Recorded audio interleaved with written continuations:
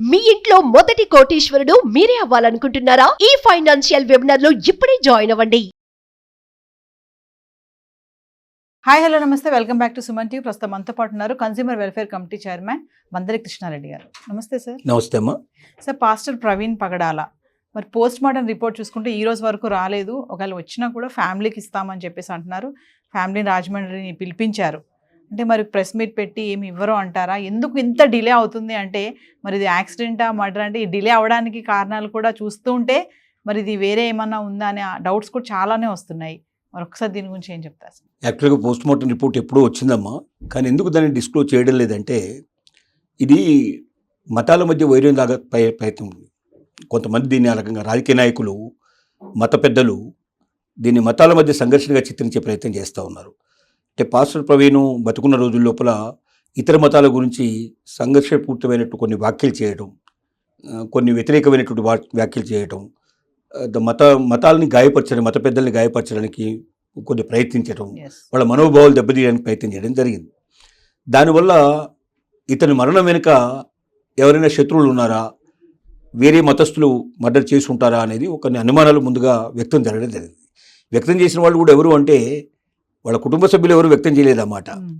వ్యక్తం చేసిన వాళ్ళు మతంలో ఉండేటువంటి కొంతమంది మత పెద్దలు లాంటి వాళ్ళు, కొన్ని పొలిటికల్ పార్టీస్లో ఉండేటువంటి ఈ సెల్స్ ఏవైతే ఉంటాయో, క్రిస్టియానిటీ సెల్స్ అట్లాంటివి ఉండేటువంటి క్రిస్టియన్ సెల్స్ అని ప్రతి పొలిటికల్ పార్టీ లోపల సెల్స్ ఉండే అవకాశం ఉంటుంది, ఒక విభాగం.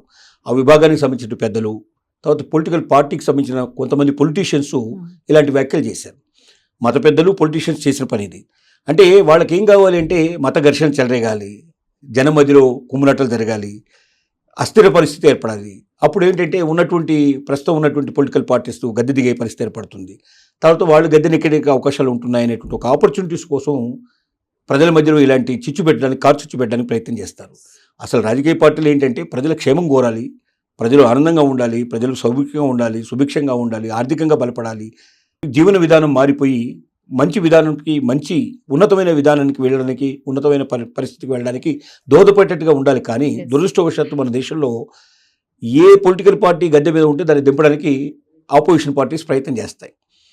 కారణం ఏంటంటే ఆ పదవిలో కూర్చోకుండా వాళ్ళు పొలిటికల్గా ఎప్పుడు కూడా వాళ్ళు కోరుకునేది ఏమిటంటే వాళ్ళు పార్టీ పదవులకు రావాలి, వాళ్ళు ప్రభుత్వంలోకి రావాలి, వాళ్ళు పరిపాలించాలి.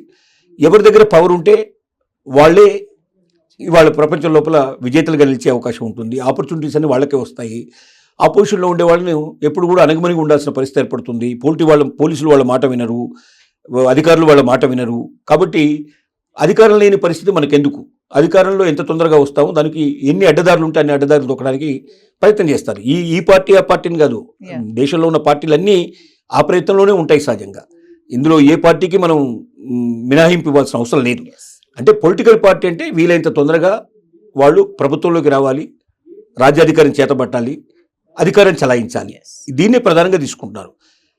ఈ పాస్టర్ ప్రవీణ్ హత్య కేసులో కూడా జరిగింది, ఆయన మరణం విషయంలో కూడా జరిగింది ఏంటంటే దీన్ని హత్యగా చిత్రించాలని, దీన్ని ఒక గిట్టనటువంటి మరొక మతానికి సంబంధించిన మతోన్మాదులు చేసినటువంటి హత్యగా దీన్ని చిత్రీకరించి రెండు కులాల మధ్య, రెండు మతాల మధ్య, మిగిలిన మతాల మధ్య చిచ్చు పెట్టేసి మొత్తం రాష్ట్రాలంతా అల్లకొల్లం పరిస్తే దీనివల్ల ఇతర రాష్ట్రాల్లో కూడా అల్లకొల్లం జరిగే అవకాశం ఉంటాయి, మొత్తం దేశమంతా కూడా కార్చుచ్చులాగా వెళ్ళే అవకాశాలు ఉంటాయి అని ఇలాంటి చలిమంటలు వేసుకొని దీంట్లో వెచ్చదనంగా వేడిగా కాచుకోవాలని కూర్చుకునే వాళ్ళు కూడా కొంతమంది ఉన్నారు. ఇలాంటి వాళ్ళు చేసిన ఈ ప్రయత్నం వల్ల కొంచెం దాన్ని రప్చర్ అయ్యే పరిస్థితి ఏర్పడిందని, వీలైనంత వరకు దాన్ని ప్రజల మధ్యలో రానివ్వకుండా ఉండాలనే ఉద్దేశంతో పోస్ట్ మార్టం రిపోర్టుని బహిర్గతం చేయలేదు. నెంబర్ 1. నెంబర్ 2 ఏంటంటే వాళ్ళ కుటుంబ సభ్యులకి ఆ ఇన్ఫర్మేషన్ ఇవ్వడానికి ఉద్యుక్తం అవుతున్నట్టుగా తెలుస్తోంది. వీలైనంత తొందరగా కుటుంబ సభ్యులు పిలిచి వాళ్ళకి పోస్ట్ మార్టం రిపోర్ట్లో ఏముందో ఎక్స్ప్లెయిన్ చేయాలని ఆలోచన వాళ్ళకు ఉంది. ఇప్పటికే ప్రవీణ్ గారి భార్య ఆవిడ ముందుకొచ్చి స్టేట్మెంట్ ఇచ్చి మొత్తం ప్రెస్ మీట్ పెట్టి ప్రజలందరికీ విజ్ఞప్తి చేసింది. ఇది ప్రభుత్వం మీద మాకు నమ్మకం ఉంది, పోలీస్ డిపార్ట్మెంట్ మీద నమ్మకం ఉంది, వాళ్ళు ఎంక్వైరీ చేస్తున్నారు, పూర్తి రిపోర్ట్ వచ్చేదాకా మీరు ఆగండి. అవి బయట పెట్టినప్పుడు నిజంగా దాంట్లో ఏమైనా జరిగితే మనం స్పందించడం తప్ప అది ఏమీ లేకుండా చేయటానికి వీల్లేదు. ఎవ్వరు కూడా దీని లోపల ఈ మరణాన్ని గురించి మాట్లాడొద్దు, దీన్ని హత్యనో మరొకటనో చిత్రించే ప్రయత్నం చేయొద్దు. సహజంగా పోలీసు వాళ్ళు చేయవలసిన పద్ధతిలో వాళ్ళు చేసేటువంటి ఎంక్వైరీ అన్ని పూర్తి చేయనియండి. టోటల్గా ఫైనల్ రిపోర్ట్ వచ్చేదాకా వెయిట్ చేయాల్సిన అవసరం ఉంది. మేము అందరినీ కోరుతున్నాం. మా ప్రవీణ్ గారికి కూడా ఏ మతం మీద ఆయనకి అసహ్యం ఉండేది కాదు, ఏ మతాన్ని ఆయన విద్వేషించేవాడు కాదు. ఎప్పుడైనా తొందరపడి ఒకటి రెండు మాటలు ఏమైనా మాట్లాడితే మాట్లాడుండొచ్చు తప్ప దాని అర్థం సహజమైనటువంటి ఒక ఉచికత్వ విమర్శ తప్ప ఒక ద్వేషపూరితమైనటువంటి విషయం కాదు. ఇంకొక మతాన్ని అట్లా ద్వేషించేటువంటి పరిస్థితి ఆయనకి ఎప్పుడు లేదు అనే విషయం ఆవిడ నొక్కి ఒక్కారించింది. అలాగే బ్రదర్ కూడా, వాళ్ళ ప్రవీణ్ గారి బ్రదర్ కూడా ముందుకొచ్చి ప్రజలకు విజ్ఞప్తి చేయడం జరిగింది. ఇది మా కుటుంబానికి సంబంధించిన విషయం, మేము మాత్రం చూసుకుంటాం దీన్ని, మీరెవరు దీంట్లో జోక్యం చేసుకోవాల్సిన అవసరం లేదు. మాకు పూర్తిగా ప్రభుత్వం మీద నమ్మకం ఉంది, పోలీస్ డిపార్ట్మెంట్ మీద నమ్మకం ఉంది. వాళ్ళ సహచర్యంలో మొత్తం ఎంక్వైరీ అంతా చేసి సీసీ కెమెరాలని పరీక్షిస్తున్నారు, సీసీ కెమెరాల నుంచి వచ్చే ఫుటేజ్ అంతా తీసుకుంటున్నారు. పూర్తిగా హైదరాబాద్లో బయలుదేరిన ప్రవీణ్ రాజమండ్రి చేరువలో మధ్యలో ఏం జరిగిందనే విషయాన్ని పూర్తిగా వాకప్ చేస్తున్నారు. కాబట్టి అప్పటిదాకా ఎవరు తొందరపడకూడదు, ఎవరు దీని గురించి కామెంట్ చేయకూడదు, ఎవరు మాట్లాడకూడదు. మేము అందరికీ విజ్ఞప్తి చేస్తున్నామని చేతులెత్తి నమస్కారం పెట్టి ఆయన విజ్ఞప్తి చేయడం జరిగింది. కుటుంబ సభ్యులే అంత స్పష్టంగా చెప్పినప్పుడు బయట వాళ్ళు దాని గురించి మాట్లాడడానికి అర్హత లేదు వాస్తవంగా. ఎందుకంటే ఒక వ్యక్తిని పోగొట్టుకున్న కుటుంబం బాధపడే బాధ కన్నా బయట వాళ్ళ బాధ ఎక్కువ కాదు అసలు వాస్తవంగా. అందువల్ల ఎవరు కూడా తొందరపడి దీని గురించి కామెంట్ చేయకూడదని ఒక ఉద్దేశం. రెండోది, సీసీ కెమెరాల్లో కొత్త విషయాలు చాలా వెలుగులోకి వచ్చాయి.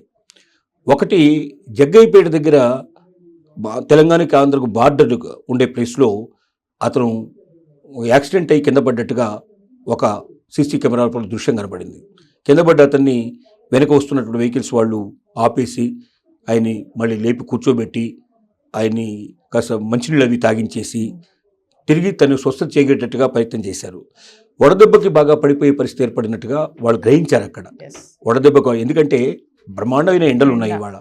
ఈ ఎండల లోపల హైదరాబాద్ నుంచి రాజమండ్రి అంటే 400 కిలోమీటర్ సుమారుగా ప్రయాణం చేయాలి.